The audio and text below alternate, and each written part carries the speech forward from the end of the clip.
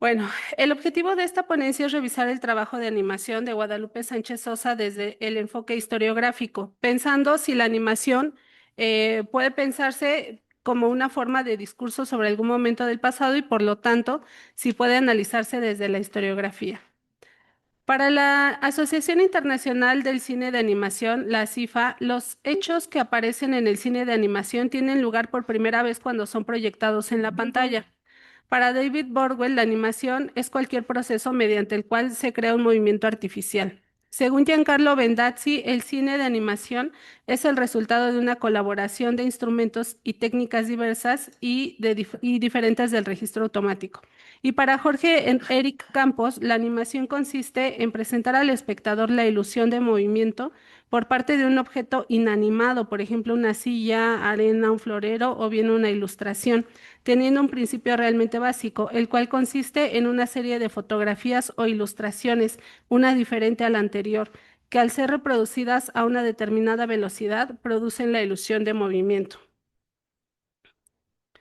Como se observa, es difícil tener una definición unívoca sobre lo que es, así que en este trabajo se considera la animación como un medio artístico que permite enunciar algún tipo de discurso a través de instrumentos y técnicas que pueden ser independientes o pueden ser parte de algún género cinematográfico como el documental o la ficción. Así entonces, la animación se hace a partir de diversos recursos, tanto visuales como sonoros, para poder crear narrativas que, aunque generalmente asociamos al público infantil, no necesariamente es así, pues ha participado en la construcción de narrativas sociales, políticas e históricas y que por lo tanto pueden analizarse a partir de la contextualización y problematización de su horizonte de enunciación, de su autoría, de sus objetivos, circulación y de su representación de sujetos históricos, em, temporalidades, espacialidades y su forma de participar en debates y discusiones de su contexto. Este es el caso de la obra de Guadalupe Sánchez Sosa. Como se ha mencionado con anterioridad, la definición de lo que es animación presenta algunos puntos de convergencia, como por ejemplo, que es de carácter artificial, inventivo, imaginativo, que es posible únicamente en el momento en el que se proyecta, fuera de la pantalla, a diferencia del documental o incluso el cine de ficción que se construye con personajes reales, vivos, los personajes no existen. Así entonces, una de las preguntas más evidentes sería si es posible que este cine, que es completamente artificial, sea objeto de análisis historiográfico. Por esta razón, este trabajo es una propuesta a pensar la animación desde esta posibilidad, y es que si bien es cierto que la animación es muy variada tanto en técnicas como en temas, por ejemplo, desde El Apóstol de 1917, que se considera el primer trabajo fílmico de animación de origen argentino, y además pasando por el trabajo de Walt Disney y una serie de propuestas diversas, mi interés es concretamente en el trabajo que hace la realizadora mexicana Guadalupe Sánchez Sosa, considerada por muchos como la primera animadora mexicana. Guadalupe Sánchez nació en Córdoba, Veracruz, en 1955. Su juventud coincidió con los años de efervescencia de la organización estudiantil post-68 y el desarrollo del cine bajo la propuesta colectiva. Iniciando los años 70, Guadalupe se trasladó de Veracruz al entonces Distrito Federal con el objetivo de estudiar en la Academia de San Carlos. De familia cercana al cine, pues uno de sus hermanos mayores, Jorge Sánchez Sosa, tenía un cineclub en Veracruz y viajaba proyectando películas por algunas zonas del estado.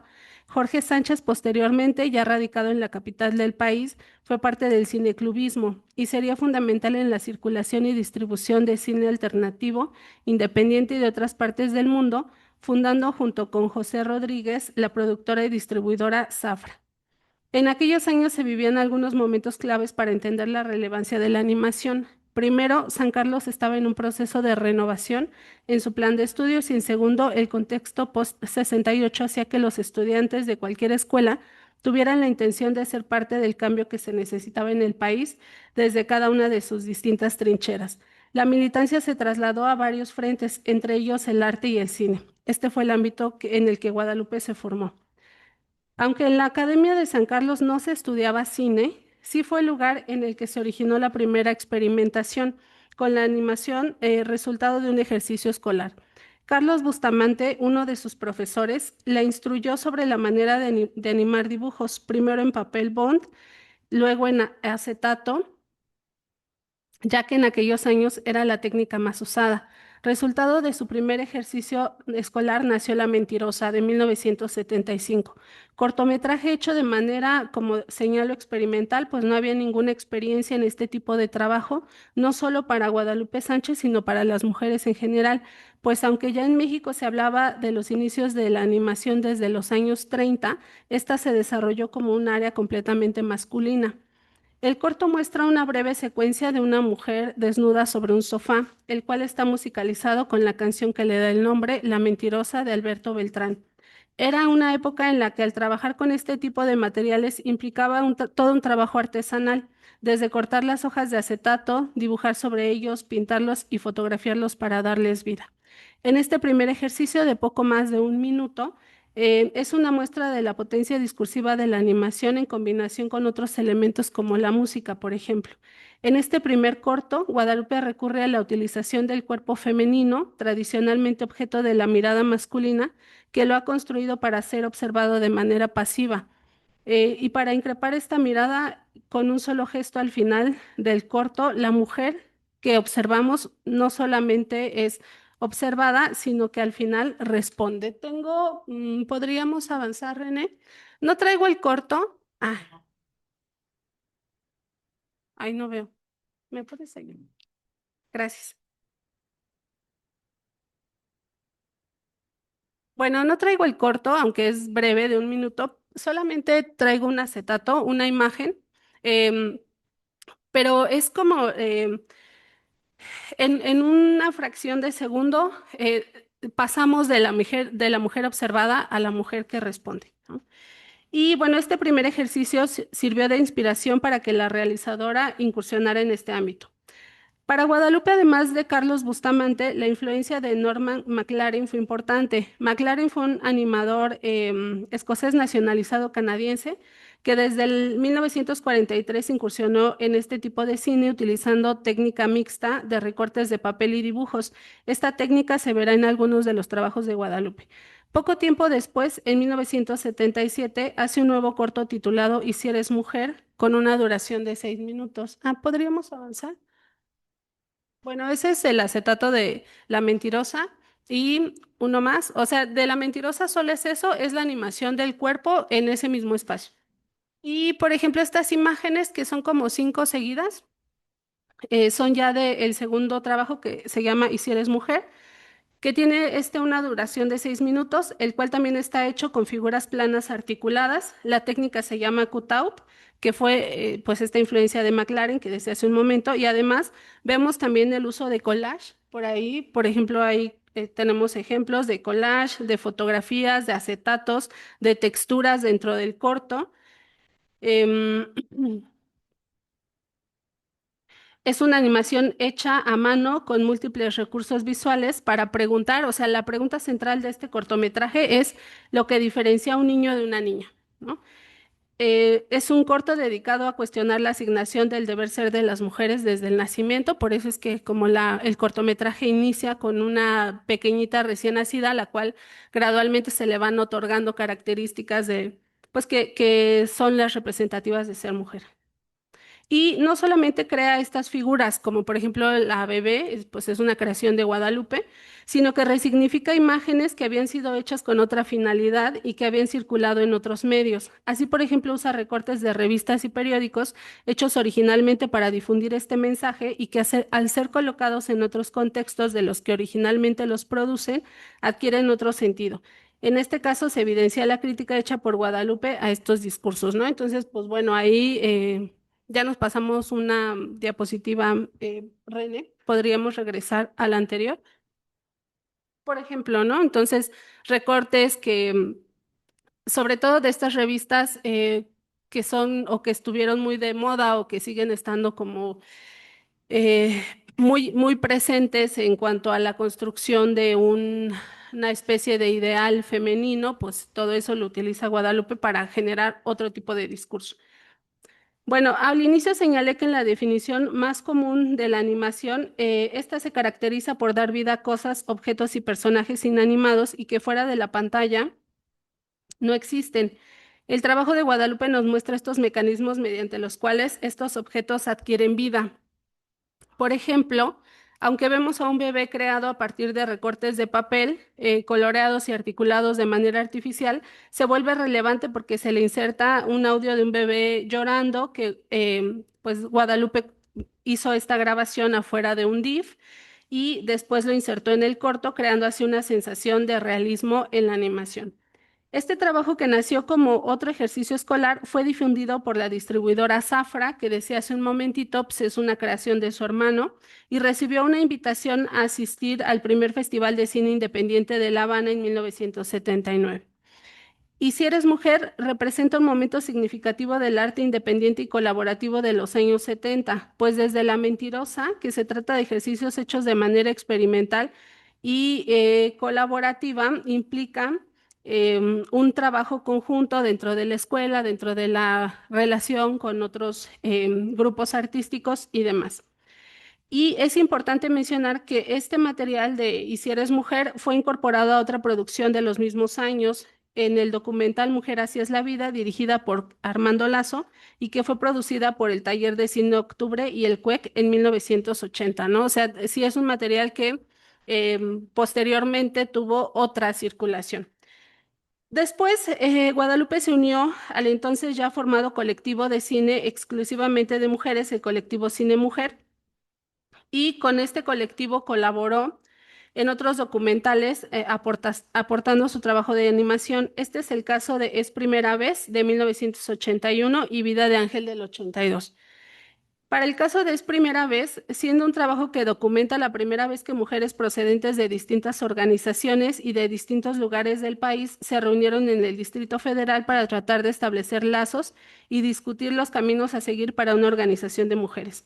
En esta reunión se compartieron experiencias de lucha, de vida cotidiana y sus expectativas. Se trata de un documental con duración de 32 minutos en la que Guadalupe colabora con la fotografía y la animación.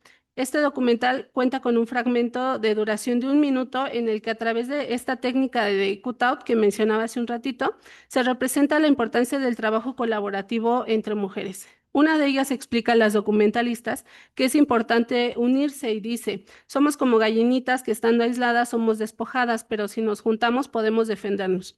Esta metáfora cobra vida a través de la animación que Guadalupe junto con Beatriz Mira y Ellen Calmus realizan. Es esa y son tres seguidas, ¿no? Entonces, pues son dibujos planos que son articulados y cobran vida. Por su parte, Vida de Ángel narra la historia de la organización de colonas ante las injusticias y en defensa del derecho a la vivienda digna. La aportación de Guadalupe fue intervenir la fotografía que reivindica el trabajo doméstico y una secuencia de animación para materializar el deseo de conocer el mar que expresa una de las colonas del documental. Nuevamente recurre al acetato para construir una secuencia que hace posible ese deseo. Como resultado de ese documental, Guadalupe Sánchez explica que precisamente el valor de la animación es que permite construir algo que el género documental o incluso el de ficción dificultan un poco más. Entonces, ¿podemos avanzar? Bueno, creo que no se ve muy bien por la luz, pero estas fotografías son intervenidas para dignificar el trabajo doméstico. Entonces, el recogedor tiene una pintura especial y luego si avanzamos, bueno, hasta ahí. Entonces es como toda una secuencia pausada en la que se exaltan las herramientas del trabajo doméstico. Bueno, la intención para recuperar el trabajo de Guadalupe Sánchez Sosa desde una perspectiva historiográfica responde al reconocimiento de la animación como un medio artístico capaz de expresar y aportar en las discusiones del momento que son producidas. En este caso, me parece relevante señalar que por ser animación, no tiene menos verosimilitud que el cine filmado con personajes, espacios o escenarios reales. Aunque la animación fabrique los suyos, estos también pueden construir narrativas que pueden ser analizadas bajo este enfoque. Como señala Juan Pablo García López, la animación introduce otras maneras de pensar y de concebir la puesta en escena y el montaje. Por otra parte, es importante resaltar el hecho, perdón, de que con Guadalupe Sánchez Sosa se inicia la incursión de las mujeres en la animación y se hace desde una perspectiva feminista. A partir de La Mentirosa de 1975, su trabajo abre un camino para las mujeres en el desarrollo artístico y cultural que aún está en espera de ser recuperado. Por supuesto que el trabajo de Guadalupe es mucho más extenso que lo que brevemente señalé aquí, y no solamente es de animación, sino en la fotografía, el diseño de arte y la dirección, que se extiende desde el 75 hasta la actualidad. Es decir, en un lapso de 50 años su trabajo sigue estando vigente, y esta ponencia ha tenido la intención de ofrecer una lectura a partir de su horizonte de enunciación y su aportación a la visibilización de las mujeres en el arte. ¿Podríamos reproducir un cachito de una de la animación que está en Vida de Ángel, está hecha con acetato y está dibujado el acetato? Y como decía hace un ratito, pues una de las colonas le cuenta a Guadalupe, además de estar platicando, bueno, a las documentalistas, cómo es su vida, cuáles son las dificultades a las que se tienen que enfrentar, cómo se organizan, cómo se reparten los deberes domésticos y demás. Entonces, ella narrando, pues dice que le gustaría en algún momento conocer el mar, ¿no? Cosa que en ese momento no es posible, y la opción del documental, pues es crear esta visita al mar de manera animada. Bueno, muchas gracias.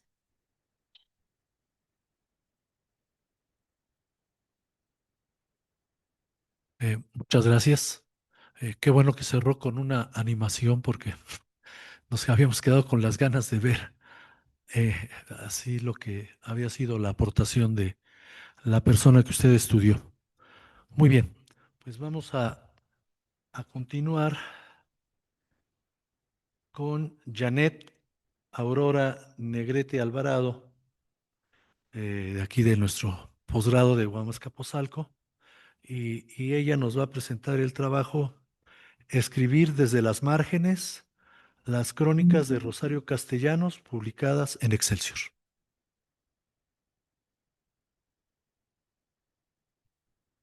17.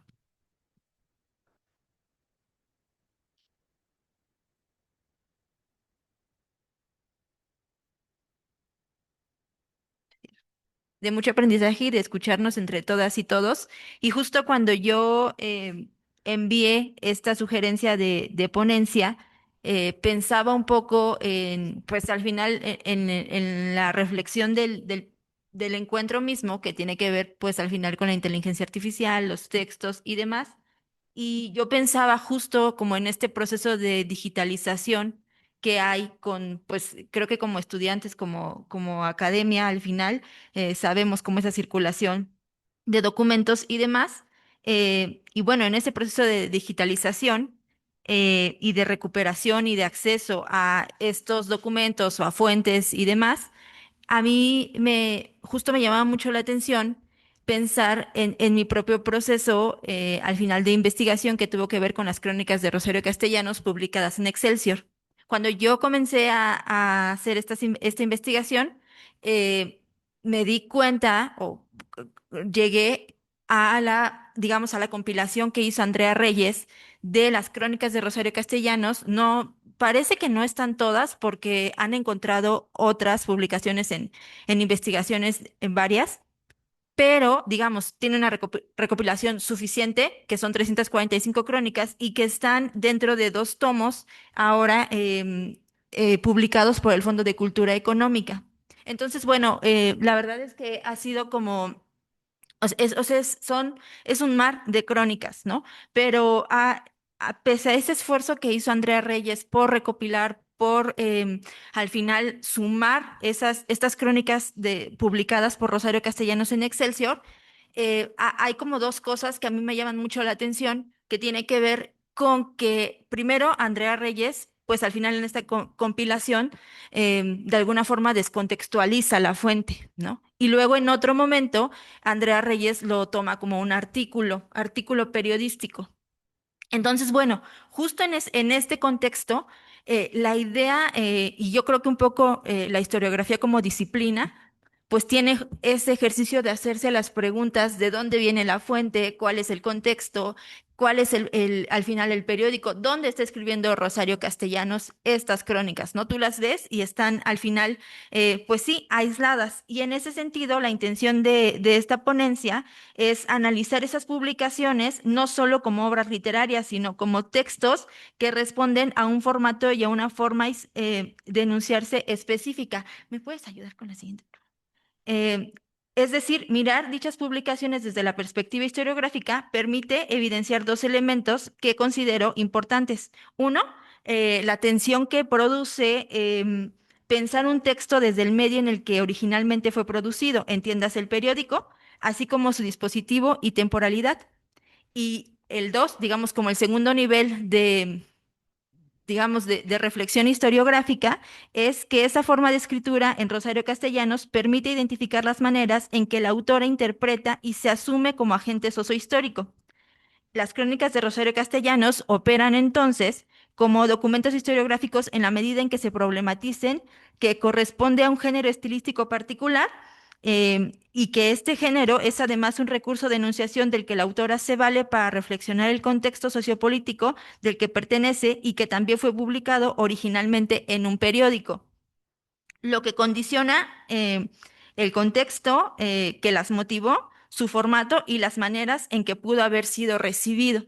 Es decir, la reflexión al final parte de justo pensar que estos textos compilados en los tomos, pues no son textos aislados, ¿no? Y creo que, insisto, creo que eso, de cierta manera, cuando hablo también de la tensión, de pensar el texto como tensión, es empezar a hacerle aún más preguntas de las obvias que ya sabemos que está publicado ahora en un periódico que es el Excelsior en los años 60 durante 13 años, pero que entre más preguntas, más cuestiones le haces al texto, al final puedes entender cómo ese texto pues al final está producido en un espacio y en un tiempo específico que va a dar cuenta de esos lugares.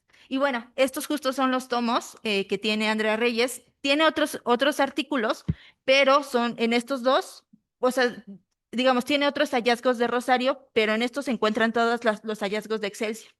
Y entonces, justo la idea de la siguiente imagen, por favor, es pensar que las crónicas de Rosario Castellanos no son esas compilaciones, ¿no? Sino responden a estos formatos, al Excelsior de los años 60 y principios de los años 70, y que van a responder, no me voy a centrar en eso, pero al final en un formato, en una forma específica, en una disposición que ustedes ven, pues al final también específica. Y bueno, como yo les decía, en esta idea de pensar sí, la siguiente, por favor, el texto como tensión, es decir, cómo un texto refleja estas tensiones que tienen que ver con el uso de la crónica, porque cuando yo justo argumento que no son artículos periodísticos, es porque la forma de escritura en Rosario Castellanos corresponde al ejercicio de la crónica, es decir, como a este ejercicio subjetivo de poder decir, pues sí, una mirada personal subjetiva, pero en un lugar público. Es decir, pensar la crónica en tanto tensión se refiere a identificar cómo un texto es producto y escrito para un diario, en este caso Excelsior, con fines públicos, y este puede ser entendido no solo en su contexto, sino como un elemento donde confluye un ejercicio, en el caso específico de Rosario Castellanos, de autorreferencia. Es decir, el tiempo o la manera en que se piensan los textos como crónicas, en ese sentido cambia la intención del texto. Ya es un texto totalmente distinto, totalmente situado. Y cuando yo les decía justo que es como esta parte, que la crónica funciona como un género literario que además se concibe como un género menor, por eso también pienso que es más fácil llamarlos artículos periodísticos que crónicas, ¿no? Porque además responden a géneros que son pues poco valorados y además escritos por mujeres, pues todavía súmenle más cosas de marginación. Y bueno, justo al final, la idea de pensarlo en la crónica, que pensamos que además la crónica es como algo banal, porque se refiere como a estos ejercicios que tienen que ver, y les voy a leer una cita de Susana Rotker, que tiene que ver con que son hechos de actualidad, especialmente aquellos que versan sobre la ciudad, la política internacional, la cultura, los descubrimientos recientes, los grandes acontecimientos, es decir, una suerte de arqueología de presente cosmopolita, es decir, como algo que incluso se puede pensar como efímero o del que todo mundo podría hablar, ¿no? Y entonces leerlos desde este formato y luego además leerlos desde el formato en el que la misma Rosario Castellanos usa la crónica. Por eso les digo, entre más preguntas se lanza el texto o más maneras de querer entenderlo, creo que se vuelve un poco más plural porque no solo es el ejercicio de la crónica en Rosario Castellanos, sino además es un tipo específico, un estilo de hacer crónica en Rosario Castellanos, que es el ejercicio autorreferencial, porque Rosario Castellanos en estas 345 crónicas que se han encontrado, en todas, ella es el sujeto quien escribe, es decir, es evidente que es ella quien escribe, que es ella quien hace la pregunta, que es ella quien dirige y quien cuestiona. Y bueno, justo les decía yo que tenía que ver con el contexto. La siguiente, por favor. Y quería compartirles un poco, pues como analizando estas crónicas. Yo no analicé las 345 crónicas, porque es imposible, pero sí las mapeé. Y las mapeé y además hice como estas clasificaciones, también mucho basado en lo que Andrea Reyes dio, pero que nos permite como ya conocer un panorama del texto. Rosario Castellanos en esas crónicas no solo habla de género, sino habla de cultura, de política, de educación, mismas crónicas que si tú las lees como aparte o como esta compilación, pues al final no entiendes que hay un contexto, que es el contexto de los años 60, la universidad, el ejercicio burocrático de la misma Rosario Castellanos, la ida a Israel y demás, ¿no? Es decir, las mismas, la siguiente, por favor. Las mismas publicaciones de las crónicas nos van a dar como los contextos y van a darnos pistas de cómo este camino que la misma Rosario Castellanos fue tejiendo a lo largo de su vida, no solo académica, sino literaria. Y bueno, justo estas dos gráficas, la intención es creo que es un poco la preocupación principal, como pluralizar la condición de una compilación, ¿no? Es decir, entender que tiene que ver con otros ejercicios y que las crónicas además están pues vinculadas a un contexto, pero además a un formato y a una manera en la que la misma Rosario va generando un estilo específico de escribir. Por eso les decía al principio que la intención era como empezar a mirar, pues sí, la forma, el formato que tiene que ver con la crónica específica en Rosario Castellanos y que ya se vuelve una cosa totalmente distinta a lo que ustedes ven en esos tomos que yo les mostré.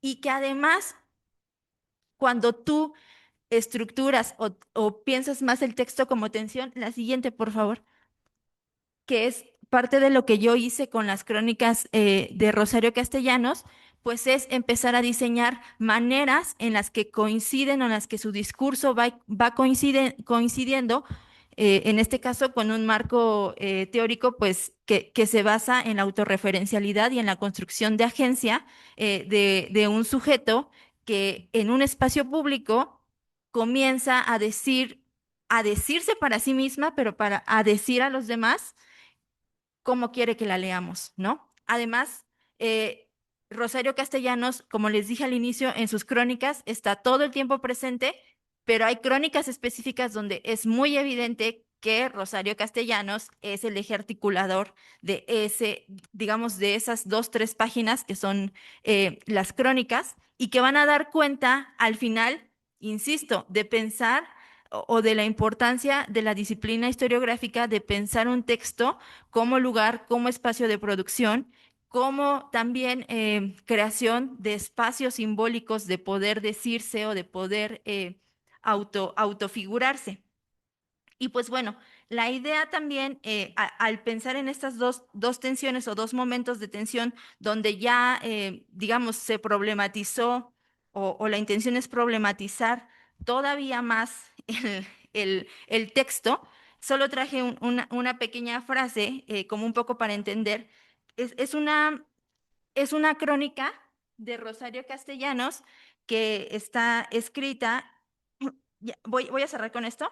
En 1970, justo en el cruce de, al final de la elección de un nuevo rector para la Universidad Nacional, donde Rosario Castellanos ya había sido jefa de prensa y había tenido relaciones, pues al final burocráticas con los rectores y demás. Y hay una publicación de Abel Quesada donde dice que ella es una mujer rectorable, ¿no? Y Rosario Castellanos responde en esa crónica, pues al final con muchísima ironía y que tiene que ver con que ella, pues sí se siente, sí y no se siente como rectorable. Y solo termino con esto, que dice que ella tiene mucho más, que tiene un guardarropa mucho más grande que muchos hombres y pantalones mucho más grande que otros hombres. Y nada más cierro con esto que dice la crónica. Y la batalla la he dado como funcionaria de oficinas administrativas que no eran de mi especialidad, como turista en países de tradición e historias ajenas a nuestra idiosincrasia, como catedrática en centros de enseñanza en los que el idioma no es el castellano y el idioma que ni lo es, ni lo hablo, ni lo leo, ni lo traduzco. Si usted me preguntara cómo me fue en estas aventuras, yo le contestaría con la célebre frase de Cuauhtémoc: no realmente estuve en el deleite o baño, pero estuve, y más tarde o temprano volveré a estarlo, porque otro de los atributos que me adornan es el de sentirme obligada a responder aceptándolo a cualquier reto que se me dirija, esa sea de la índole que sea. Y pues bueno, solamente como la intención de esta crónica es que cobra mucho más sentido cuando la lees en el contexto que les digo yo, como de, pues al final, el proceso de elección de rector, que ella, pues al final está contestando en un contexto en el que si lo lees aparte, pues no va a tener ningún sentido, no va a cobrar ningún sentido las palabras de ella asumirse como una persona rectorable. Y listo. Gracias.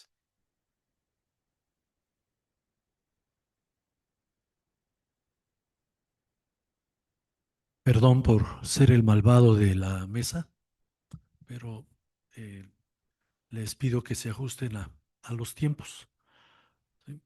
Por lo regular, cuando uno participa en estas mesas, y si va uno a leer, por el caso de acá, son 8 paginitas las que hay que hacer para no tener que apretarse ni corretearse para hacerlo. Y apoyarse pues en las imágenes, ahora que se puede, ahora que estamos aquí en lo de la animación. Bien, pues seguimos. Perdónenme, pero acá está.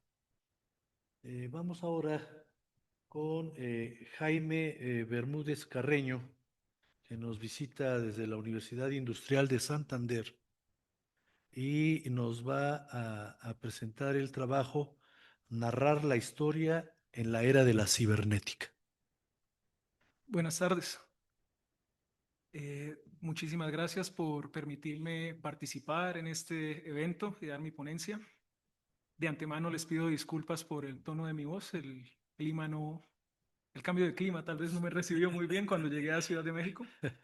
Voy a hacer lo posible por leer mis 8 paginitas en el tiempo previsto. Y para mayor claridad, sí las voy a leer. ¿Sueñan los androides con la continuidad histórica?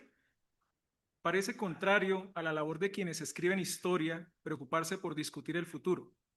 Se considera que adentrarnos en este campo obedece a la adivinación y que cualquier escenario posible, planteado a través del análisis histórico, se encuentra desprovisto de toda validez hasta que llega el momento en que el evento ocurre.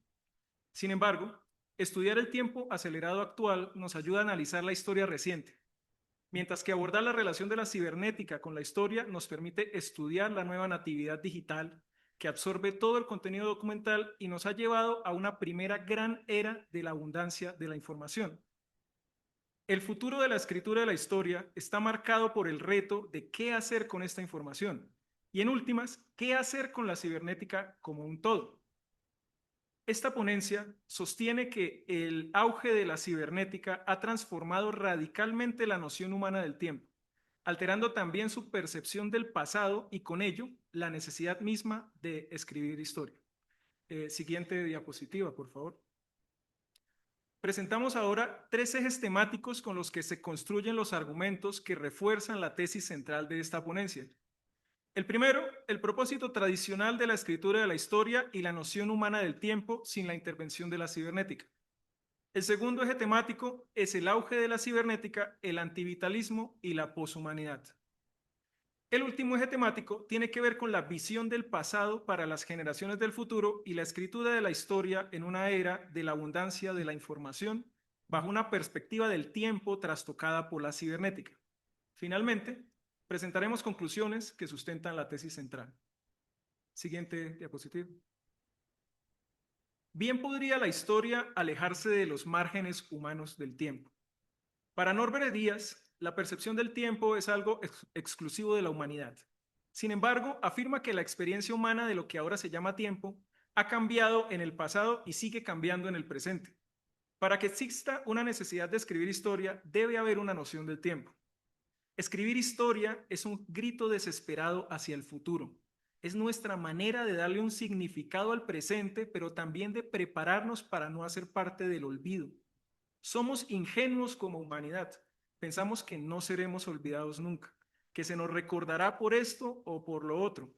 Pero puede haber certeza de que en la muy larga duración no seremos nada, casi como la descripción que Mark Bloch da sobre el presente, y abro comillas. En lo infinito de la duración, un punto minúsculo que sin cesar se esquiva, un instante que muere tan pronto como nace. Acabo de hablar, acabo de actuar y mis palabras o actos se hunden en el reino de la memoria. Y cierro comillas. El propósito tradicional de escribir la historia ha sido y es el de conceder un significado al presente a través del estudio del devenir. El mismo Bloch se cuestiona si considerar el conocimiento del periodo más antiguo es necesario o es algo superfluo para conocer el periodo más reciente. Siguiente diapositiva. Gracias. Pero la cuestión principal que le quitará o le dará importancia a la historia que escribimos es la noción humana del tiempo. Para Elías, el tiempo es netamente social y cumple funciones coactivas y autorreguladoras. La misma palabra tiempo es definida como la capacidad de sintetizar y recordar la relación que un grupo humano establece entre uno o más procesos con otro. Esto hace que se tome un proceso en medida de los demás. Y abro comillas. En el flujo de un acontecer no hay un intervalo del pasado, presente y futuro. Solo en la vivencia humana es que se dan estas líneas divisorias. Y cierro comillas. El físico Carlos Rovelli está de acuerdo con Bloch al explicar que para el universo el presente no existe. No es más que un momento de tipo n en un espacio de tipo e. Sin embargo, los humanos ven su presente dentro de un espectro más amplio, viéndolo como el intervalo del día en que ocurre ese momento y no como el nanosegundo que ocurre en el universo. Si el universo se rige físicamente bajo medidas completamente ajenas a la percepción humana del tiempo, nada garantiza que la humanidad siga viendo su presente, pasado y futuro bajo los preceptos actuales del tiempo.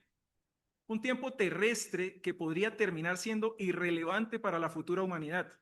Y el principal argumento que sustenta esta afirmación es el advenimiento de la cibernética, del cómo la tecnología afecta nuestra percepción del tiempo y por ende la manera como percibimos el pasado. Siguiente diapositiva. Koselleck discute en su ensayo Aceleración, Prognosis y Secularización cómo una vez secularizado el tiempo pasamos de tener un elemento teleológico basado en las profecías del fin del mundo que advertían que el tiempo tenía un final a un tiempo lineal en constante aceleración con un sistema de progreso constante en el que el tiempo no termina nunca. Incluso se permite otorgar ejemplos de esta visión acelerada en eventos como la Revolución Francesa. Asimismo, aborda la posibilidad de que sea la tecnología y los demás elementos técnicos aquellos que en últimas contribuyan a acelerar el progreso de la humanidad y por ende el tiempo. El ejemplo dado por Koselleck de lo escrito por Siemens muestra cómo los principales representantes de la industria y quienes iban a la cabeza de la innovación tecnológica pensaban que en efecto era el desarrollo de las máquinas lo que les permitiría avanzar hacia un ideal de progreso como humanidad. Ambas posiciones, la de la aceleración a través de los avances científico-técnicos, tienen una posición en común. Ambas cumplen con una meta, es decir, una posición teleológica.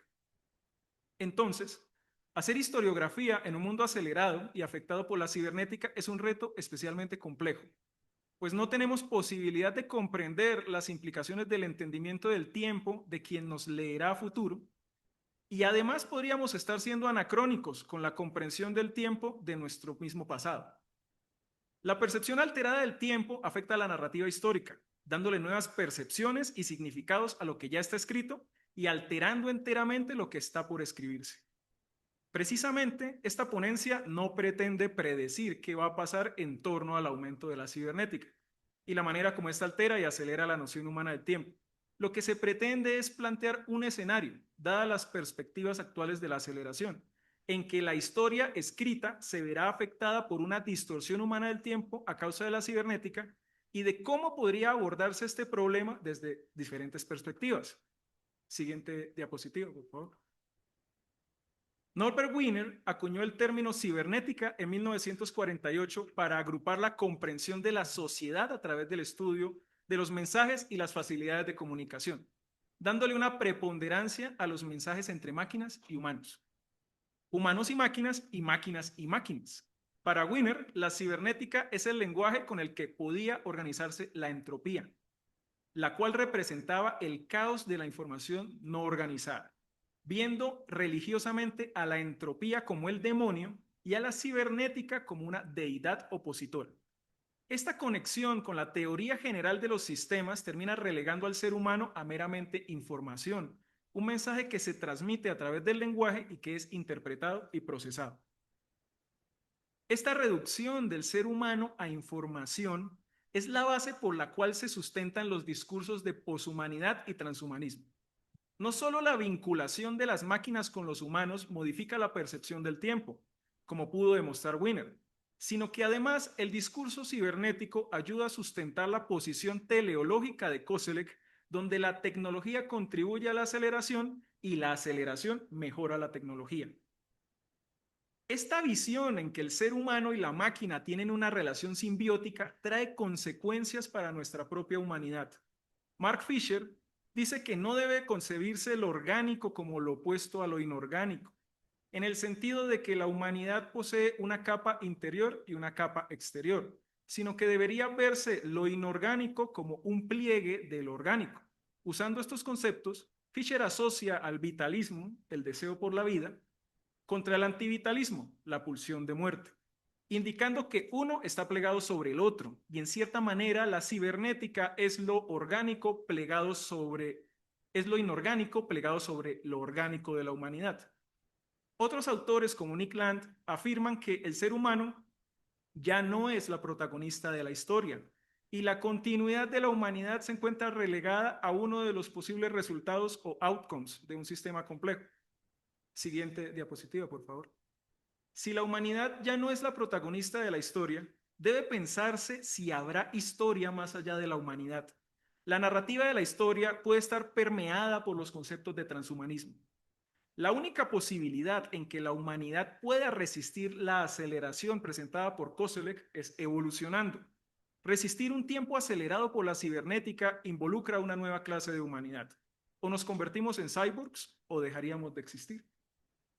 Preservar el pasado para las generaciones del futuro no solo tiene un propósito, sino que el pasado vuelve a tener un futuro más allá de la propia humanidad.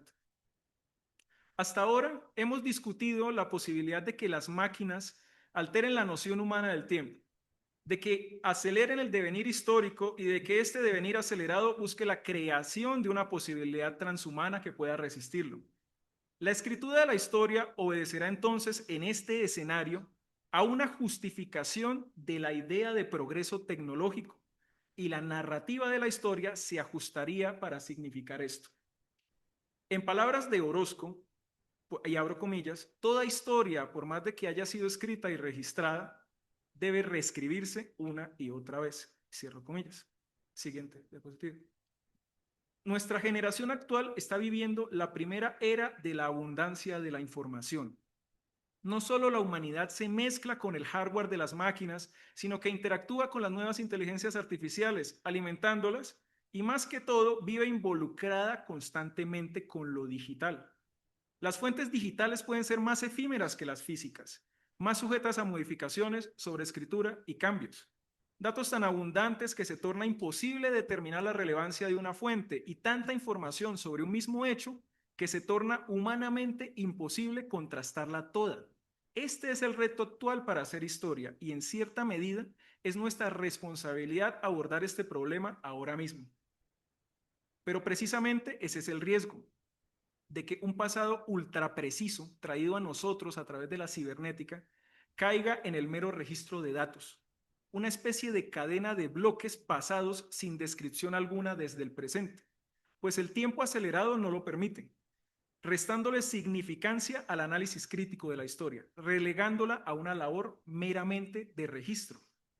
Esta situación genera preguntas que deberían discutirse, tales como, y siguiente diapositiva. ¿Tiene sentido darle un análisis crítico al pasado si podemos ver exactamente todo lo que pasó con una exactitud ultra precisa y si podemos almacenar y archivar hasta el último detalle de ese evento para consultarlo a nuestra discreción cuando lo deseemos? El cyborg del futuro podría no encontrar ningún tipo de clarividencia en la historia, pues para un cyborg, la historia ha de ser una sucesión de eventos plegados unos sobre otros que se encuentran almacenados en un gran archivo. El cyborg mantiene la idea de progreso tecnológico, pues propia de la aceleración, y usa entonces a la historia para significar su avance sin control hacia un futuro donde la lógica capitalista es la misma lógica del aceleracionismo tecnológico. Pero, ¿qué podemos hacer al respecto? ¿Cómo enfrentamos un escenario donde la historia tiene un solo propósito, un solo uso y un solo significado? Koselleck coincide con Fisher y otros tantos en llamar a desacelerar, pero realmente no explica cómo hacerlo. Desacelerar es tener tiempo para pensar en nuestra relación con la cibernética, en cuál es el discurso que queremos narrar de la historia. Narrar la historia para la humanidad es mantenerla viva, mantenerla lejos del cyborg, así la aceleración continúe. Habrá un pasado al cual regresar, el cual estudiar y el cual habitar. La reflexión presentada en esta ponencia busca darle a la cibernética su posición como objeto de estudio desde la perspectiva de la escritura de la historia. Los autores que se han presentado sustentan el argumento de que un presente acelerado puede devenir en una escritura histórica sistematizada y maquínica, invitando entonces a reflexionar en cómo manejaremos este pasado, el incesante flujo de información que estamos recibiendo y la representación de nuestra propia humanidad a través de los datos. Un pasado reescrito una y otra vez, plegado sobre un futuro que no se detiene. Muchas gracias.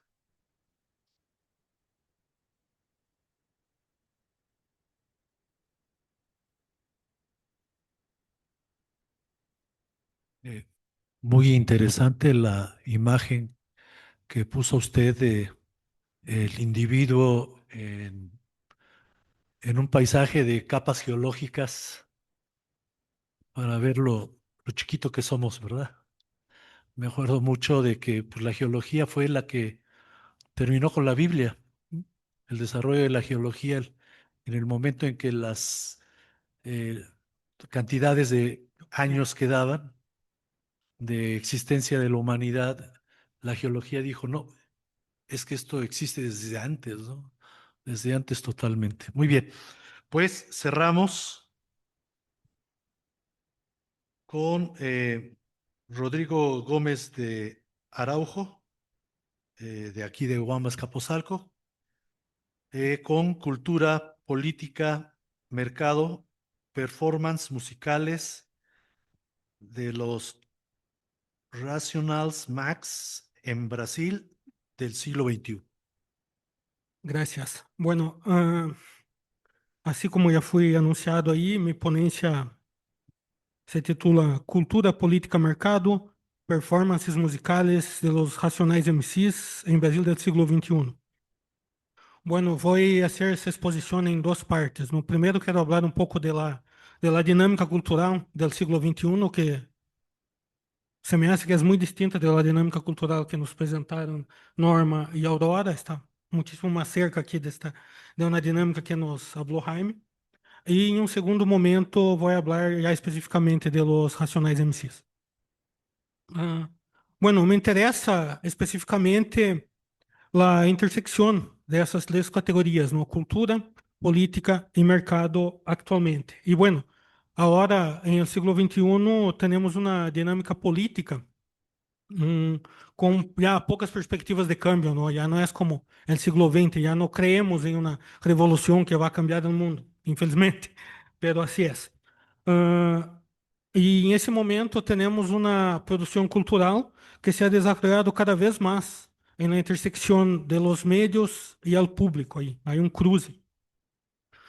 Bueno, entonces desde las últimas décadas del siglo XX se ha intensificado mucho el entrecruce de los medios y sus formas. Creo que por lo que hemos escuchado ayer, por ejemplo, no sé quiénes vieron la exposición de Marco Carranza, fue allá en la otra sala. Él hablaba de Bad Bunny y hablaba de la música, luego hablaba de la portada del disco, hablaba de todas, cómo la gente interactuó con eso, cómo la gente pudo opinar sobre el disco y la portada. Entonces, hoy ya hablamos de eso y todo eso gracias a los avances tecnológicos. Creo que a coisa que mais ha impactado realmente é a questão do mundo digital, ¿no? A internet, ou como dizia aqui Jaime, como decías, que se chama la cibernética. São casi sinônimos aí. E bueno, se hablamos de la música, por exemplo, hoje é muito difícil apartar a música de sua visualidade, não? Creio que desde MTV aí de los anos 90 já conhecemos a nossos músicos favoritos. Temos suas imagens em la cabeça, não é nada mais um sonido, não é áudio, já é audiovisual. Então, todo isso já está interconectado. Y bueno, aparte de eso, también los papeles que los artistas vienen desempeñando ahora en el siglo XXI son muy distintos de los papeles que los artistas desarrollaban, desempeñaban en el siglo XX, ¿no? Sobre todo en relación al cambio político. Muchos artistas en el siglo XX eran líderes políticos, hoy es relativamente diferente.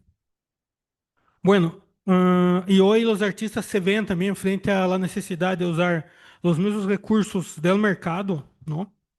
Para criticar el propio sistema que les permite mantener sus condiciones socioeconómicas. O sea, los artistas hacen su dinero a partir de su trabajo y a la vez están criticando el mismo sistema, muchos artistas. Entonces se hace algo bastante contradictorio, digámoslo.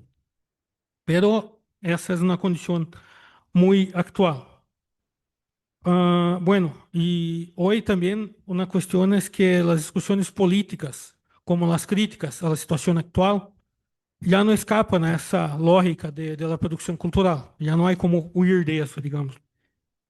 E assim, então, denunciar a los dilemas do presente, todos os problemas políticos, sociais que temos hoje, se hace uma forma muito eficiente de inversão, uma inversão cultural, uma inversão incluso econômica. Quando se hace uma crítica, vas a conseguir uma série de seguidores aí que estão de acordo contigo. Isso é algo que os Racionais MCs, a banda que estou investigando, lo hace muito bem.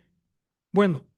Entonces, los artistas, al se apropriarem de debates políticos de su tiempo, por ejemplo, con la música,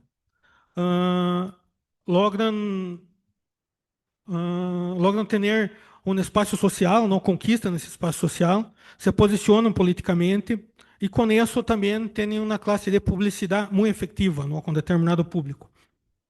Entonces, cultura, política e economia acabam se integrando e se complementam em essa lógica do mercado atual. Hoje a música se produz e se consome em uma dinâmica de relações sociais que involucra diversos agentes e ao público. Também há instituições como as disqueras, produtoras, canais de difusão, prêmios e críticos. Todos esses elementos fazem que um artista tenha êxito ou não. E o mercado cultural actual, já no siglo XXI, ha valorado cada vez mais as trajetórias individuais que são explotadas por la publicidade. Muitos artistas hoje se volvem célebres por suas biografias e assim acabam generando mais ganâncias.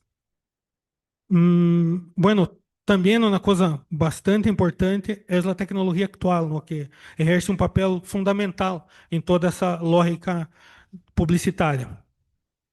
Hoy, la multiplicidad de medios digitales posibilita nuevas formas de interacción entre artistas y el público, y en que el público, los consumidores del arte, de la cultura, acaba se identificando tanto por la imagen pública de los artistas como por su repertório político y también por el contenido de las obras, por supuesto.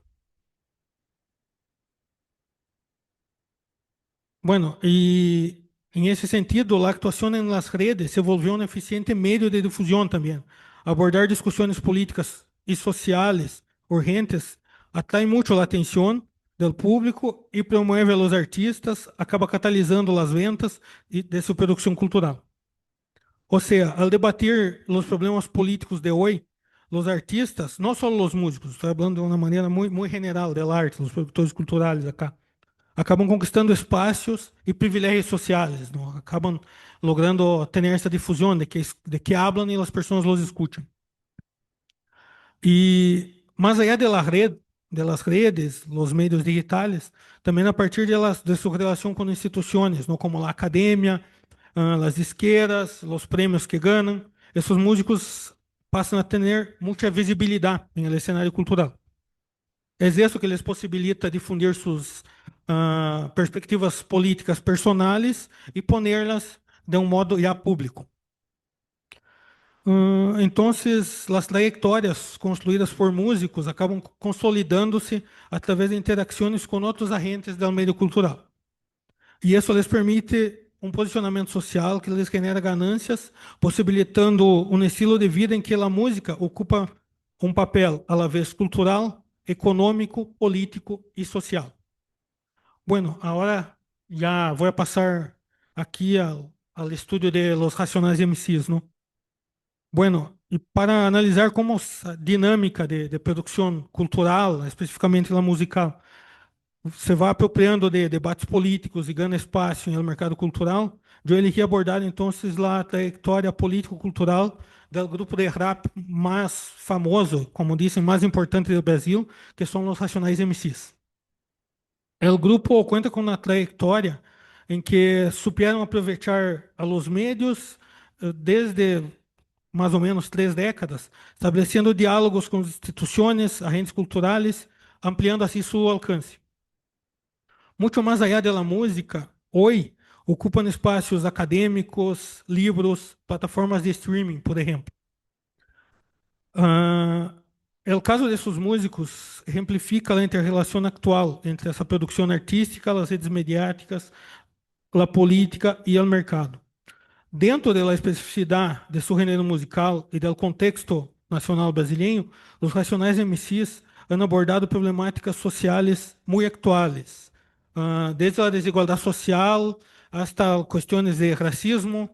Vocês já lo vão ver. E muitos outros temas que são muito urgentes, não? Então, defendem as rendas de grupos marginados e desfavorecidos, generando assim identificação com comunidades muito específicas. Graças. Promovendo sua música como uma forma de atuação política e, simultaneamente, conquistando o mercado cultural. Desde finais do século XX, os Racionais MCs han sido reconhecidos como o grupo de rap mais importante do Brasil. Não só por los músicos, por las personas que são do meio musical, sino de um modo general. A gente que conhece os Racionais MCs los entende sí como esse grupo mais importante de rap em Brasil.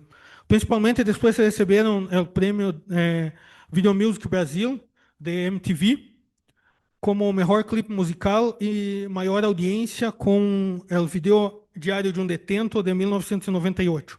Bueno, les voy a poner o video acá e bueno, vamos a escuchar aí um minutito nada mais para que vean como suena e logo depois sigo acá.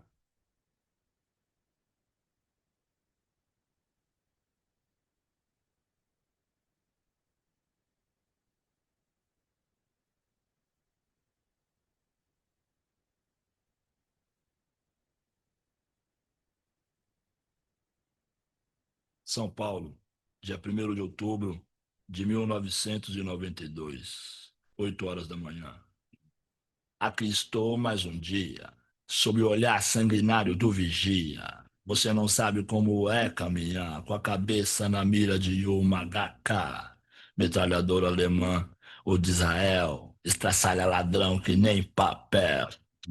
Na muralha, mais um cidadão José, servindo um Estado, um PM bom, passa fome, metido a Charles Bronson, ele sabe o que eu desejo, sabe o que eu penso, o dia tá chuvoso, o clima tá tenso, vários tentam fugir, eu também quero, mais de um a minha chance é zero, será?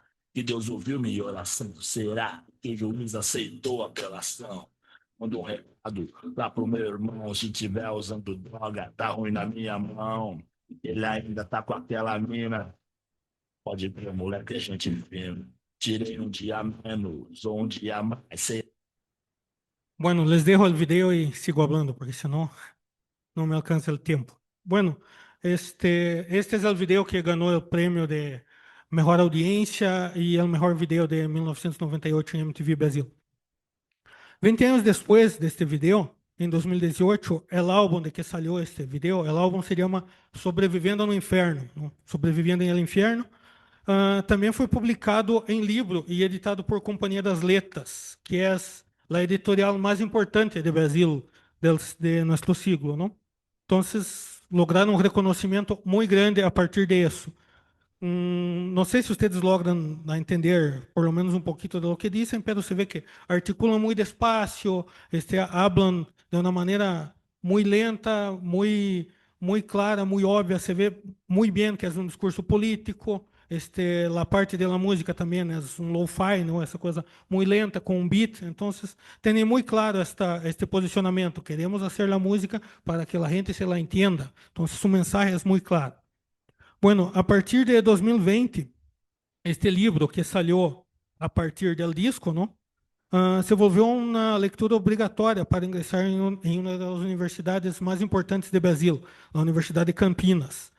El livro foi selecionado junto com outros livros de escritores brasileiros tão consagrados como João Guimarães Rosa e Machado de Assis, e os portugueses Luís de Camões e José Saramago. Ou seja, lograram assim la cumbre del reconocimiento intelectual.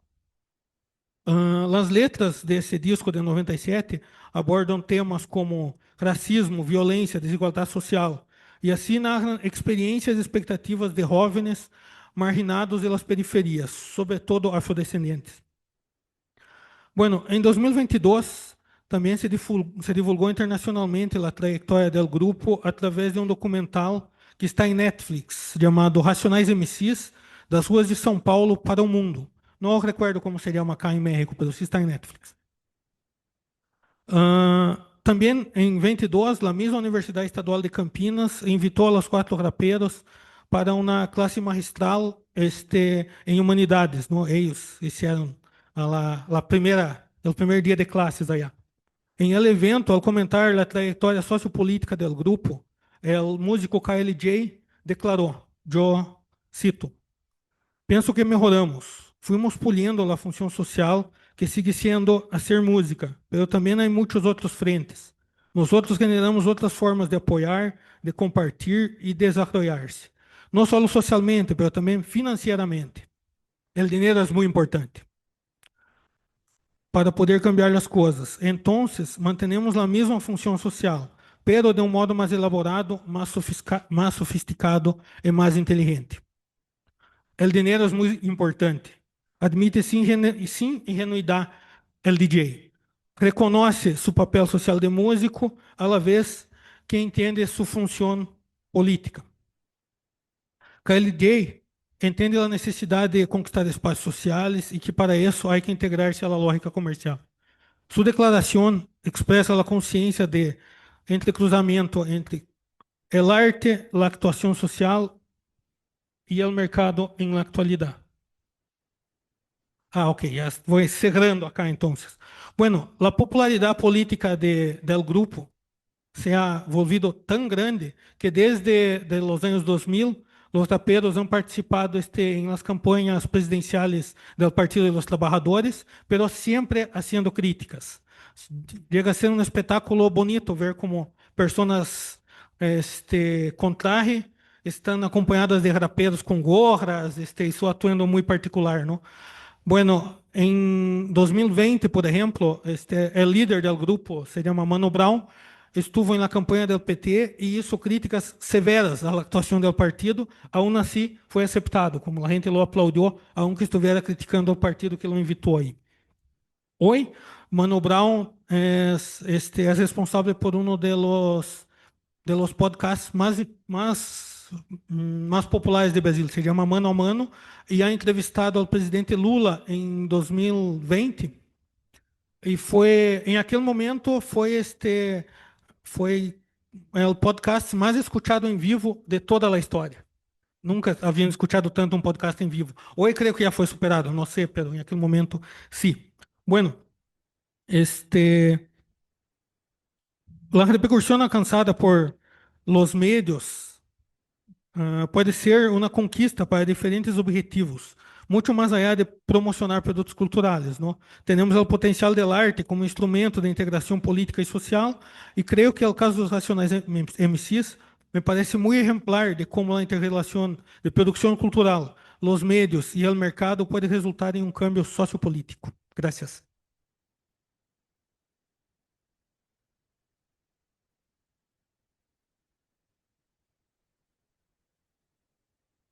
Bueno, muy bien.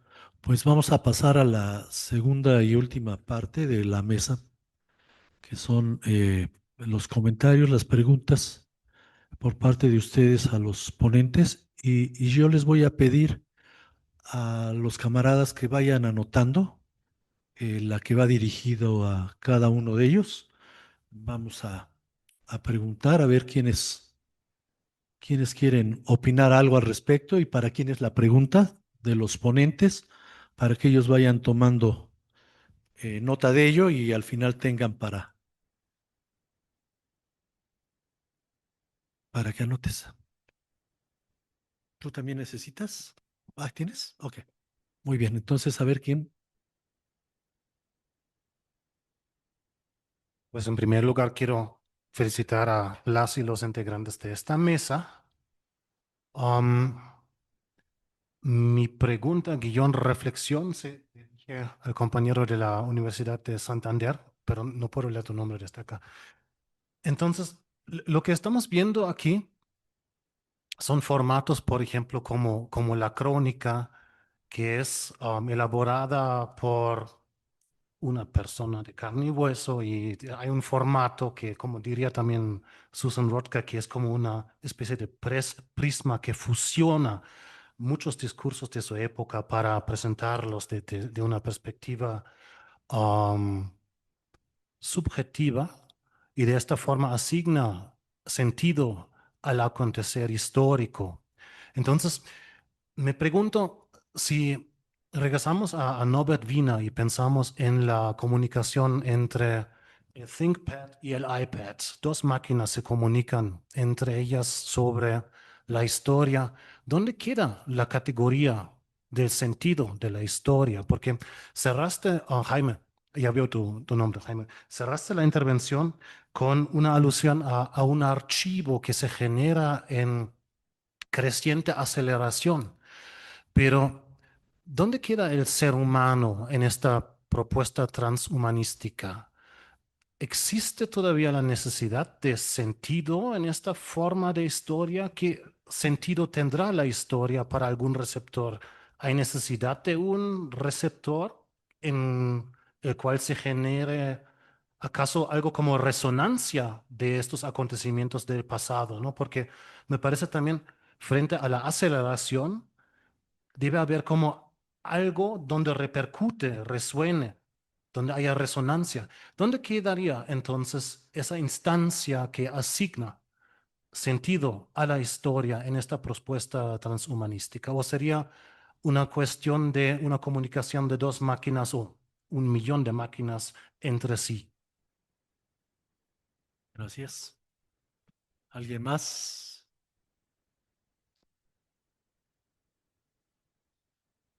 Por supuesto que también los ponentes pueden preguntar a sus compañeros. Buena tarde. También para Jaime, a mí me resultó, bueno, ya desde las mesas anteriores que hemos escuchado, inquietante y la pregunta es como, ¿cuáles serían, según tu consideración, los retos de la historiografía para analizar estas representaciones del pasado a través de la cibernética? Esa sería mi pregunta para ti. Y para Rodrigo, me parece muy interesante lo que presentaste y a mí este vínculo entre lo político y lo cultural se me hace sospechoso. Yo creo que en estos actos que tú mencionas hay detrás temas de carácter simbólico, ¿no? Justamente para llamar la atención de las masas.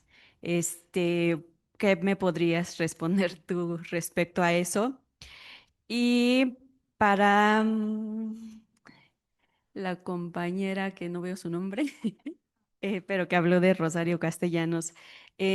No sé si nos podrías mencionar como darnos más referencias de los temas o de lo que hablaba ella en esas crónicas, porque tú haces como un análisis de pronto cuantitativo, pero como que no, uno que quizá no conozca mucho del tema, pues se queda con muchas dudas, ¿no? O sea, como que, pero ¿qué hay detrás de todos esos números o detrás de esos temas que tú analizaste en específico, ¿no? ¿Qué es lo que ella está diciendo?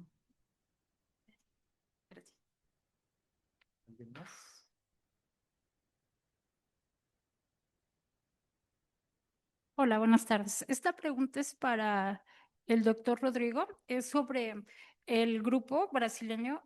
Mi pregunta es si su narrativa ha cambiado con el paso del tiempo o sea, solo es racismo, pobreza o ha tenido en su evolución otros temas y con qué otras narrativas ha dialogado, si sus canciones están basadas en entrevistas, periódico, o ellos es a partir de sus vivencias, ¿no? Porque pues al parecer se ha convertido pues en una fuente, ¿no? Para narrar las marginidades de Brasil, ¿no? Entonces, ¿se crea a partir de testimonios vivenciales o es otras fuentes que basan sus letras? Sería eso.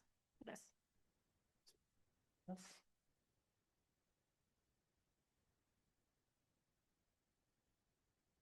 Hola, buenas tardes. Bueno, creo que una pregunta y un par de comentarios. Un poco en la misma línea de lo que comentaba él, no sé si me perdí de una parte de tu argumentación, Jaime, pero me preguntaba, digo, la mera acumulación de datos, no sé a dónde nos lleva, digo, la historia tiene una búsqueda de sentido, es un discurso, entonces ahí hay algo que no termino de entender hacia dónde va. Luego a Aurora. Em, Me hiciste acordar, no tiene mucho que ver, pero bueno, esto que vos decías de situar los discursos de Rosario Castellanos en el medio, me hiciste acordar a una dibujante, historietista argentina, yo soy argentina, Maitena, feminista, que ella publicaba en el diario La Nación, que es un diario conservador, y en la revista Para Ti, que era y entonces ella decía que su gesto estaba ahí, o sea, cuando la criticaban de por qué publicaba sus viñetas ahí, entonces me preguntaba si se podía hacer algo, si se podía pensar un tipo de análisis similar en relación al Excelsior. Digo, no conozco en profundidad la figura de Rosario Castellanos ni el Excelsior. Y luego para Norma. Em, También me hiciste acordar, no sé si conoces a María Luisa Bember, una cineasta argentina que tiene uno de sus primeros cortos ahí de los 70, que es El mundo de la mujer. Es un documental sobre una exposición dedicada a las mujeres, pero bueno, está muy en sincronía con lo que estabas presentando, aunque por lo que llegaste a mostrar, a mí me hacía acordar estas animaciones a propuestas más de corte del cine político, ¿no? Y te quería preguntar si sabías qué circulación habían tenido esos cortos, si habían tenido circulación en el momento de producción. Gracias. Rodrigo, ¿querías preguntar tú algo? ¿No? ¿Alguno de ustedes? ¿Alguno de los compañeros? Bueno, si hay otra ronda, sí, si no, pues ya también. No, no, no, pues de una vez. Ah, me llama la atención el trabajo tanto de Norma como de Aurora, la cuestión de cómo estamos hablando mucho de intermedialidades, ¿no? Cómo se cruzan las medias. Hoy eso es muy evidente acá. Como decía yo, no podemos ver nada más la música ya viene con una imagen pegada. Y veo que luego el trabajo de ustedes, por supuesto, es de otro periodo. Está más acotado a un suporte particular.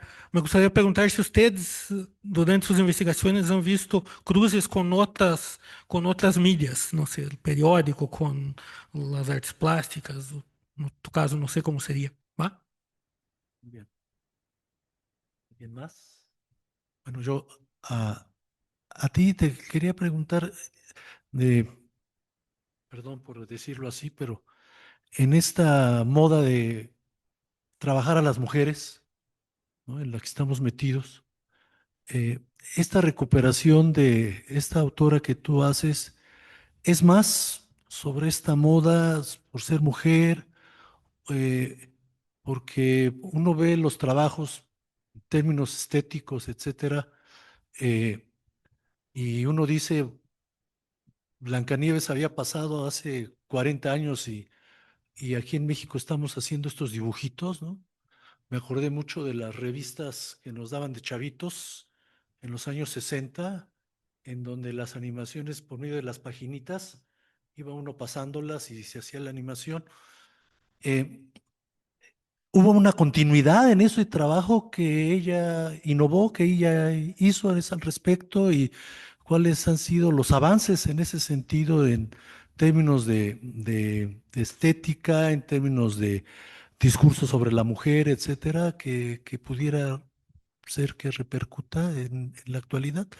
Y para ti, a mí estoy trabajando mucho los periódicos, ahorita en la cuestión de la caricatura política. Me gustaría que nos dijeras tú si las crónicas de Rosario Castellanos, perdón, estaban ubicadas en una sección del periódico, ¿sí? Porque la caricatura política está en la sección editorial. Forma parte es un editorial en imagen y muchas veces acompañada de un texto, ya sea del texto del editor o texto de otro autor que va ahí vinculado. Tenía un día para salir, como los de JEP, por ejemplo. Tenía un día determinado, salía los domingos, que por lo regular en nuestros periódicos era cuando había una sección para mujeres. ¿En dónde estaba ubicado los textos de Rosario en el periódico Excelsior? Que estás hablándonos de dos Excelsiors en ese momento, ¿no? Es el momento en el que viene el rompimiento a finales de los años 60, que entra el grupo Scherer y la vieja guardia de Excelsior deja de existir, pero ella está en esos dos momentos. Ella está escribiendo en esos dos momentos, antes y después del boom de Excelsior con Scherer.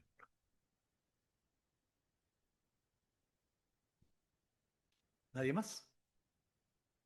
Bueno, pues como fuimos en orden, si les parece. Bueno, sobre la circulación de estos materiales, sí, como decía, por ejemplo, Y si eres mujer, es un corto que se fue al primer Festival de Cine de La Habana, ¿no? Que sí, que está desarrollado en este contexto del cine militante, ¿no? Entonces, pues tiene esa estética del cine militante.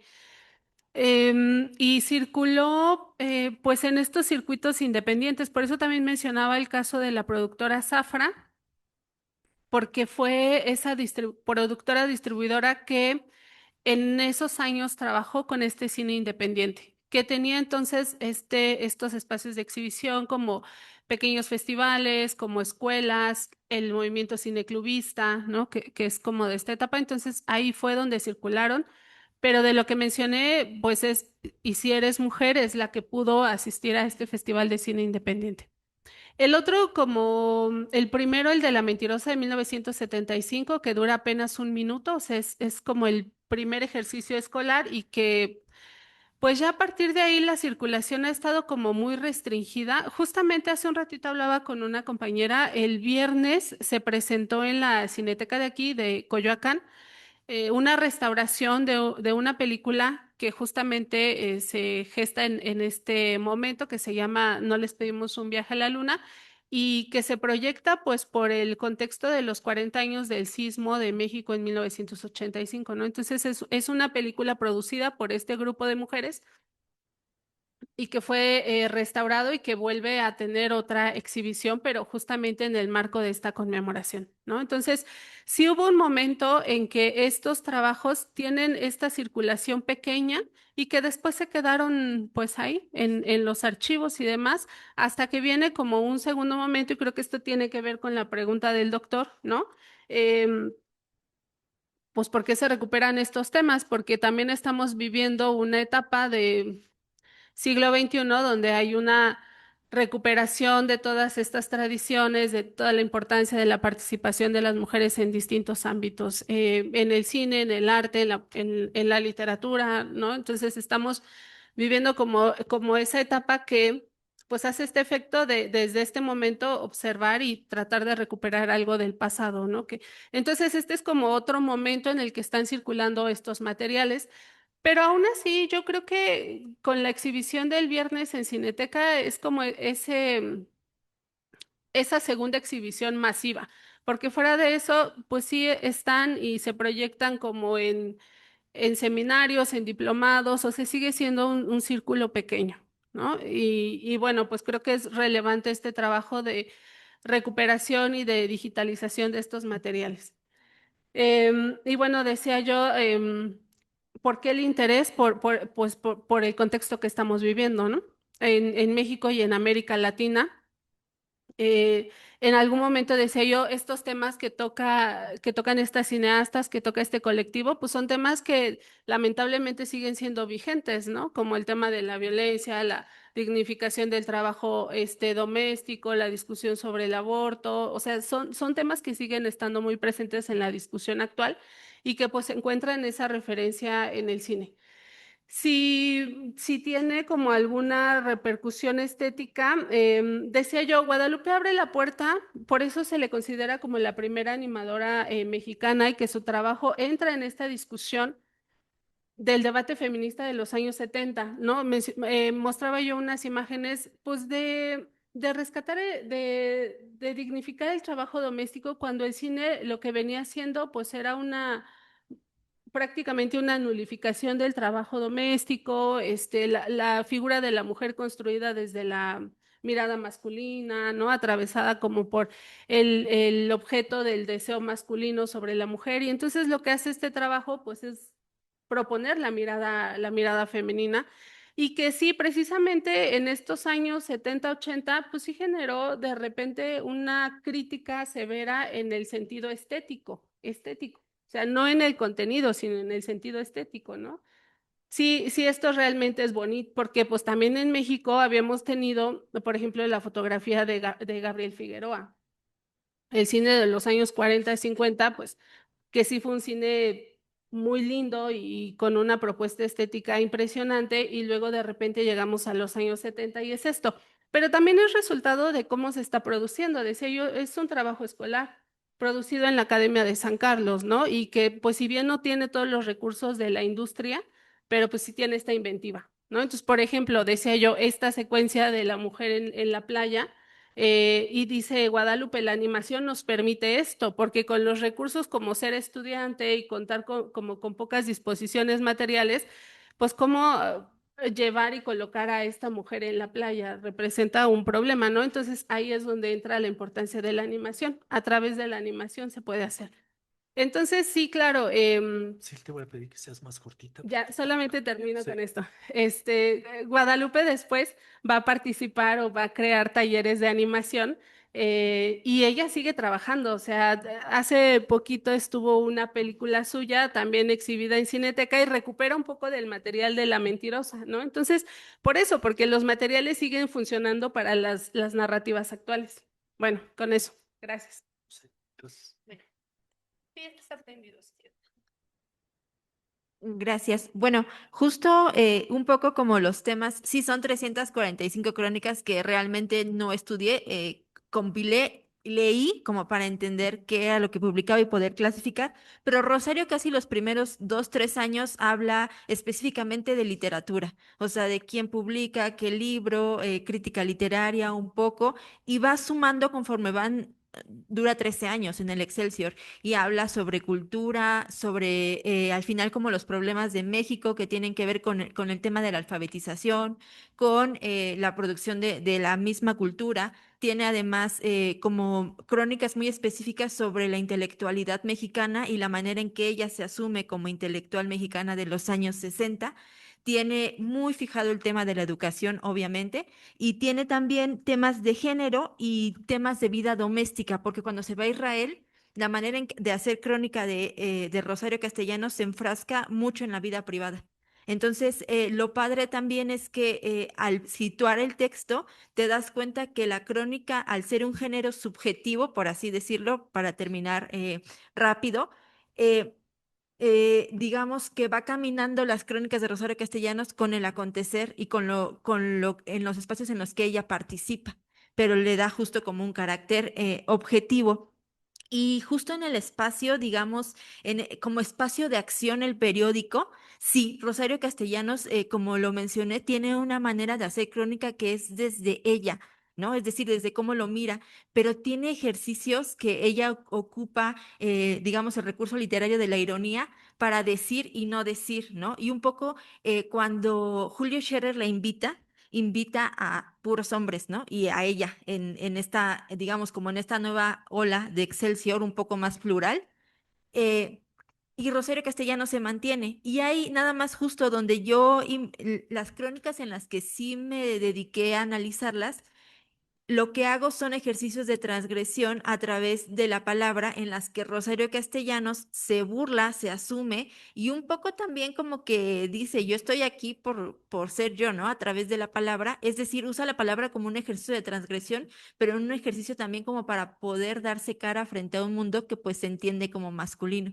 Si bien las crónicas que más han analizado de Castellanos son en temas de género, es decir, cuando ella habla de desigualdades de género, estas crónicas autorreferenciales como que son un poco más, un poco más cuidadosas, un poco más finas en la manera de posicionar, o yo lo entendería como tú me compartes la experiencia argentina, como espacios de acción para decirse de una forma distinta a la que se podría pensar la misma Rosario.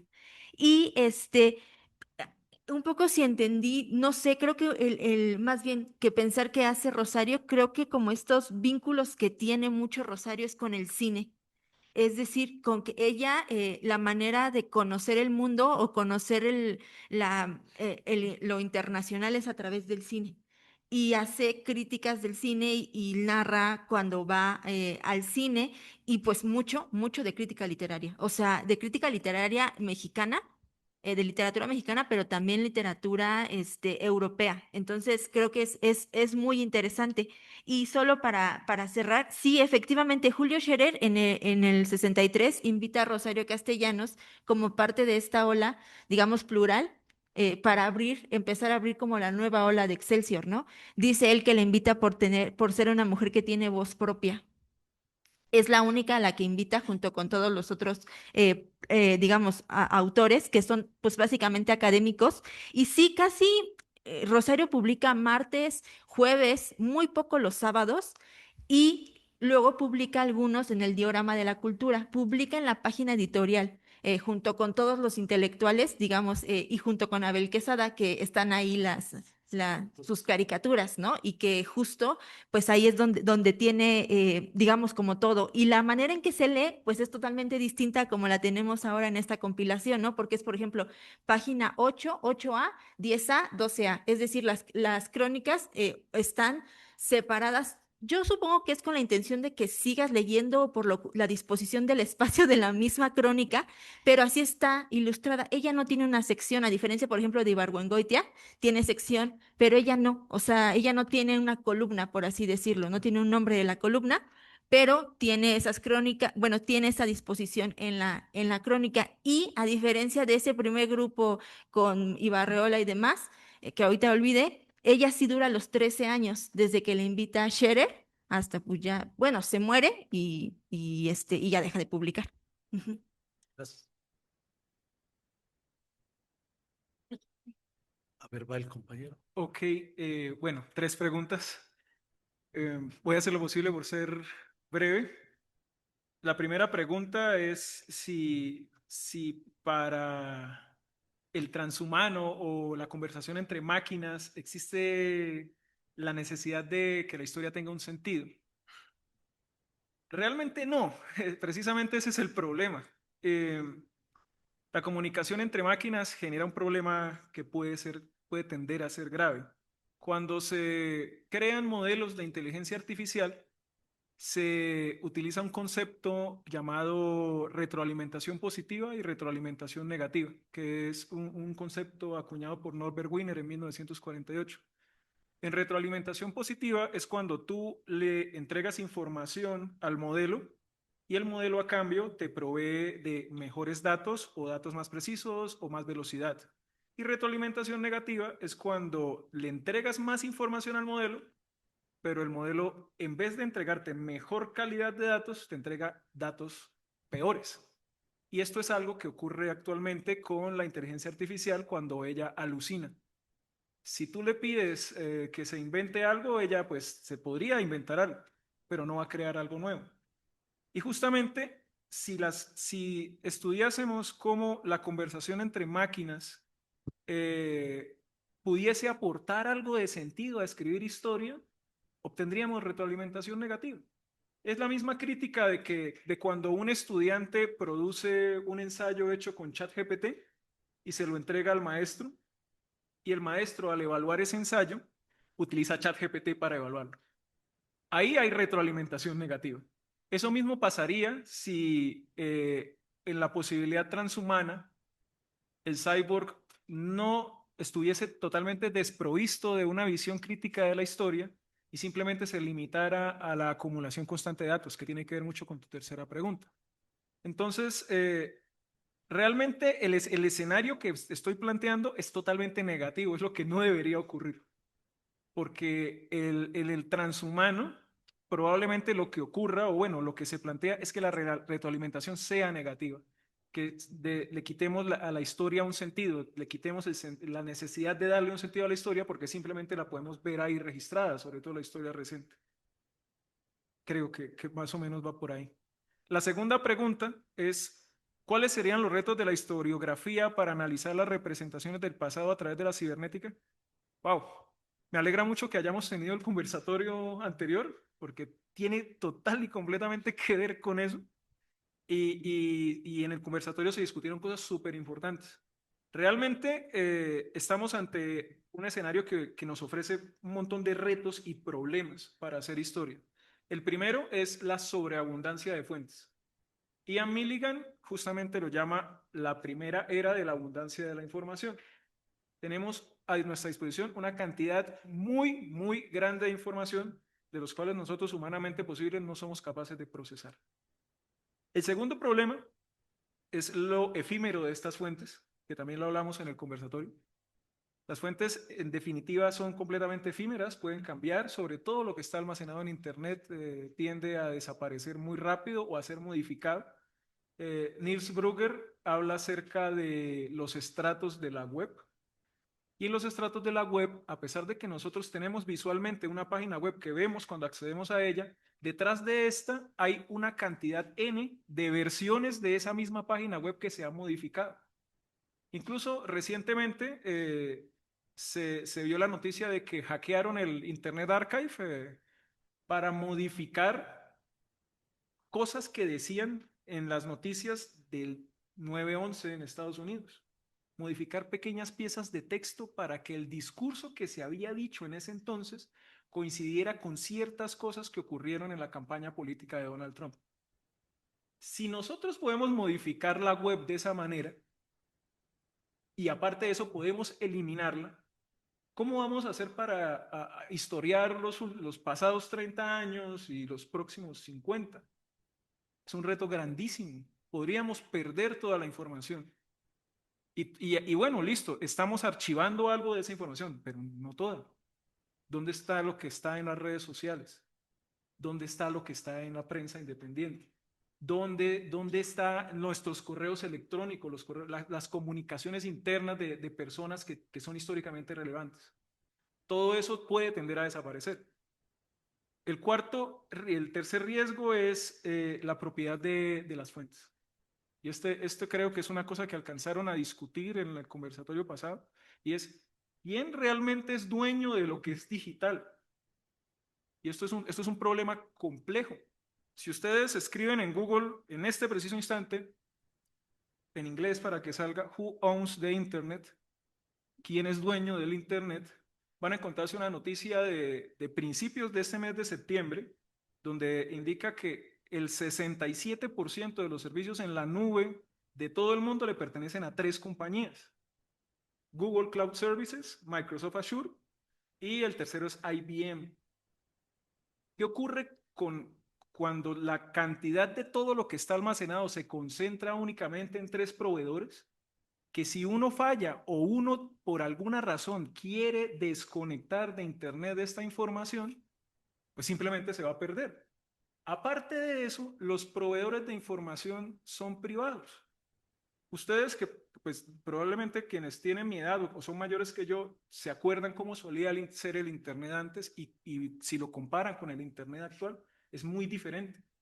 El Internet de antes solía ser una especie de biblioteca futurista y se daba mucha prioridad a la web independiente. Había muchas webs independientes, la gente tenía blogs propios donde hablaba, compartía información, había foros de Internet, pero el Internet actual parece más un supermercado, en donde tú deambulas espacios diseñados para que consumas, y en esos espacios diseñados para que consumas no tienes posibilidad de descanso, no tienes posibilidad de reflexión, y aparte el contenido que tú creas y compartes en esos espacios está atado a las políticas de unos proveedores de Internet. Entonces, realmente lo que nosotros producimos es nuestro. ¿Qué va a pasar con esa información en el futuro si los creadores de los sitios web no archivan? ¿Qué va a pasar con la prensa? Si yo quiero acceder a prensa de los últimos 30 años, está restringida bajo la modalidad de pago. Ese es uno de los retos más grandes que hay. Y probablemente, en este momento estamos hablando de esto, sí, pero en 10 años, cuando querramos acceder a algo que se produjo en la web a finales de los 90 o principios de los años 2000, eso no va a estar. ¿Qué vamos a hacer con esa información? ¿Cómo la vamos a historiar? Mi discusión principal es que eso es hora de que a nivel institucional y a nivel público se comiencen a emplear acciones que coopten o que, digamos, obliguen a los que tienen el acceso a la información a crear archivos. Porque esos archivos no solamente pertenecen al material de estudio de nosotros como historiadores, sino también logran preservar toda nuestra historia a través de la digitalidad. Porque todo lo nativo digital se podría perder. Entonces es un riesgo enorme. Es un riesgo enorme, y esos son los principales retos que nosotros tenemos para hacer historiografía ahorita. Siento demorarme. Y la tercera pregunta es, ¿la mera acumulación de datos desprovee de sentido hacer historia? Sí. Ese precisamente es el escenario planteado. De hecho, en mi ponencia siento que tiene como un tinte muy catastrofista, en el sentido de que el escenario que se está planteando de dejarnos dominar por la cibernética es absolutamente negativo, es decir, es todo lo que no debería pasar. Si quienes dominan el capital tecnológico dominan el discurso histórico son estos mismos que van a dominar la cibernética. Quienes dominan la tecnología, Varoufakis lo llama tecnofeudalismo, son los que van a dirigir el discurso histórico. Ellos también pueden orientar a cómo se debería escribir la historia. Eso ha pasado antes y podría perfectamente pasar en este escenario, pero con tecnología. Y aparte de eso, entonces, se podría decidir que como tenemos la posibilidad de registrar absolutamente todo, pues, ¿qué sentido tiene dar la información crítica a la historia? Entonces, pues, precisamente ese es el escenario negativo y ese es el que no debería ocurrir, porque el discurso de la aceleración tecnológica desnuda la posibilidad de darle un análisis crítico al pasado. Y el factor que le aplica análisis crítico al pasado no está en la máquina, sino está en el humano, está en nosotros. Entonces nosotros debemos contemplar cuál es nuestra relación con la máquina y con la inteligencia artificial, pero no dejarnos vencer por la cantidad de datos y de información que ella nos provee a nosotros, porque podríamos enfrentarnos a un escenario de retroalimentación negativa que sería bastante malo. Ya. Okay. Gracias.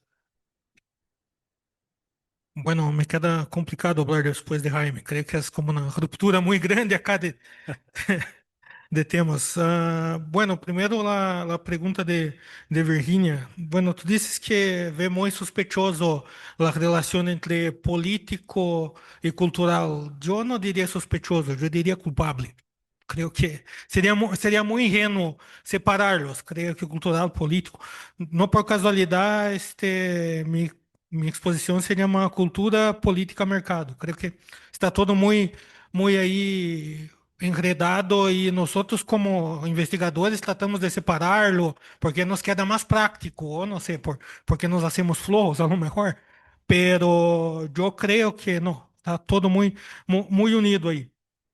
Y dices también esa cuestión de que hay actos de carácter simbólico para llamar la atención, ¿no? Bueno, yo les puse el video y dejé que vieran el video justamente por eso. Bueno, no llegué a tocar ese tema de la cuestión del performance, ¿no? Aunque está en mi título. Justamente es essa questão, hay un performance aí, ¿no?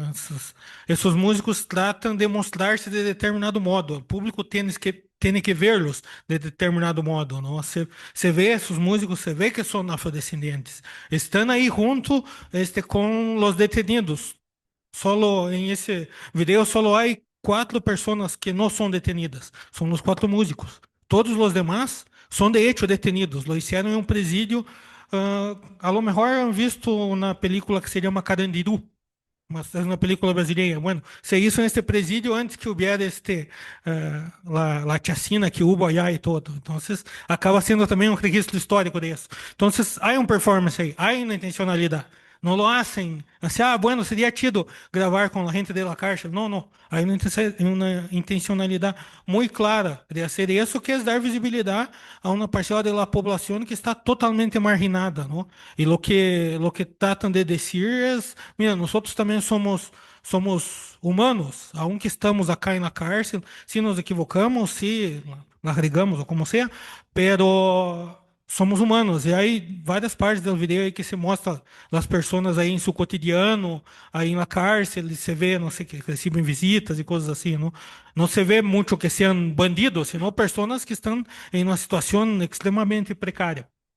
Todo eso es una performatividad y esos músicos están muy conscientes de eso, ¿no? No creo que tenían la conciencia de que con ese video iban a llegar a donde llegaron, pero sí tenían la conciencia de que iban a llamar mucho la atención, ¿no? Bueno, ya conectando con la otra pregunta, que es si la narrativa de los Racionais ha cambiado. Como grupo, no. Siguen con las mismas discusiones, no son 30 años ya. De hecho, están terminando un disco nuevo ahora. Hicieron hace 2 años una gira de conmemoración de 30 años de carrera y ahora están haciendo un disco nuevo. Y siguen con el mismo discurso. Yo platicaba ahora en la hora de la comida, platicaba con Christian Sperling hablando sobre las nociones de tiempo y eso. Y bueno, para los Racionais MCs hay una cosa muy particular que en sus narraciones el mundo ya se acabó. El disco que los reveló se llama Sobreviviendo en el Infierno, no por casualidad, ¿no? Su discurso es muy claro. Cuando los africanos fueron sacados desse continente, fueron a Brasil a ser esclavizados, ya se acabó su mundo. Entonces, para ellos, es solo sobrevivir en el infierno. O sea, tienen esse discurso muito marcado e, aún assim, necessitam conquistar um espaço em essa sociedade. Necessitam reconhecimento, que eles han logrado. Lograram esse reconhecimento, imagínate, são doutor honoris causa em uma das universidades mais grandes do país. Se lo lograram, não? E, de algum modo, são, sim, suas vivências, não? Vivências personais, observação de uma conjuntura. Eles viviam, não sei se todos vivem na IA todavia, pero por lo menos dois vivem em uma comunidade que se chama Capão Redondo, que é uma das favelas mais grandes de Brasil, em São Paulo, não? Entonces, digamos, sus fuentes, así, bueno, sus narraciones se basan en esa vivencia. Pero, por otro lado, individualmente, ellos han desarrollado otros contenidos. Mano Brown, el líder del grupo, tiene, por ejemplo, un disco de soul music, ¿no? Que es totalmente diferente, que es un homenaje a lo que escuchaba de niño y esa clase de cosas. Ed Rock, que es outro membro do grupo também tem um disco com outras classes de músicas e assim, pero como grupo tem essa consciência e tratam de manter a mesma discussão. Gracias. Pues terminamos casi en el momento. Muy interesante. Muchas gracias. ¿Sí? Y bueno, pues un aplauso.